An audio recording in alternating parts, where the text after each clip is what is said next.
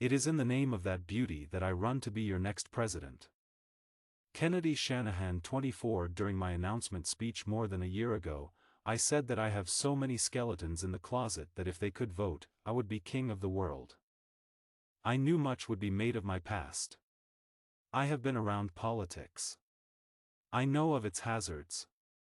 I also knew that my vision and policies would inspire resistance in the establishment.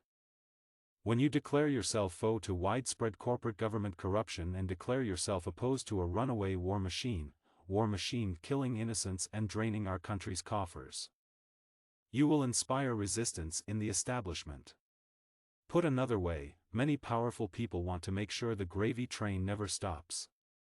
And I derail gravy trains. When you point out the morbidity of our two-party system, a system that our first president warned us about, a system that is now largely predicated on hating fellow humans, you will inspire resistance in the establishment. When you've spent much of your life successfully fighting against our biggest corporations and worst polluters, fighting against mining, timber, hydroelectricity, and oil industries on behalf of the voiceless and the indigenous, fighting against agribusiness barons blithely ravaging the lives of small farmers and small towns, you will inspire resistance in the establishment. When you remind Americans that censorship and other curtailments of our civil liberties always arrive burnished with a moral and patriotic gloss, you will inspire resistance in the establishment.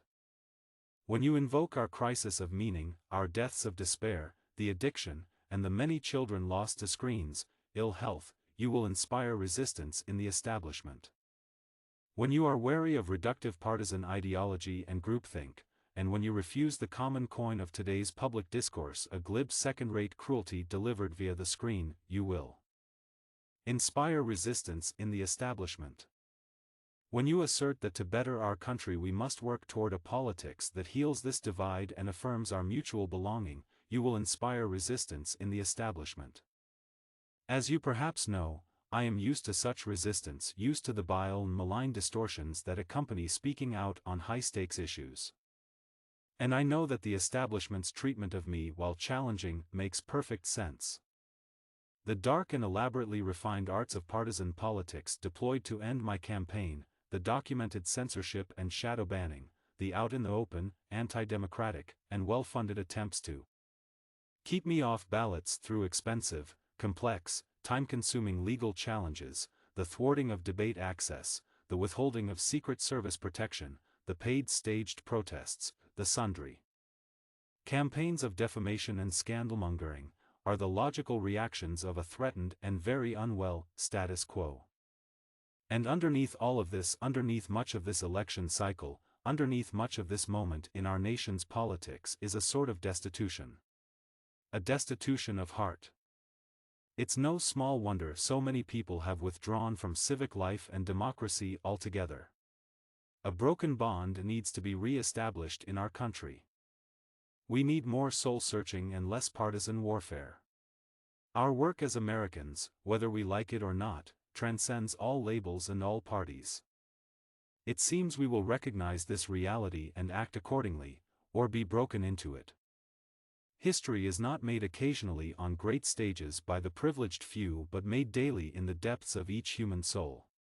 Ours is a beautiful nation, still. According to the internet, our country, and our world, is in chaos.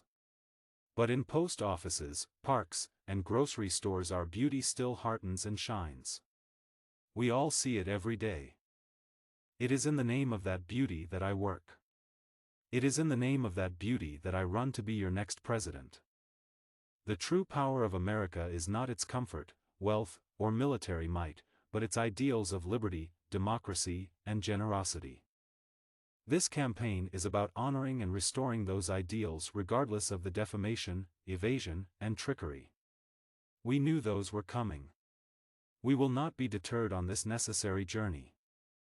Yet, this dream will not be possible without your help today. Please let me hear from you right now. Take action. Tell your friends and neighbors. Together, we can rebuild America. Sincerely, Robert F. Kennedy Jr. Would you like help donating? Call 8057289443 and you can get help from a campaign staffer. This email was sent to petergullerud@gmail.com.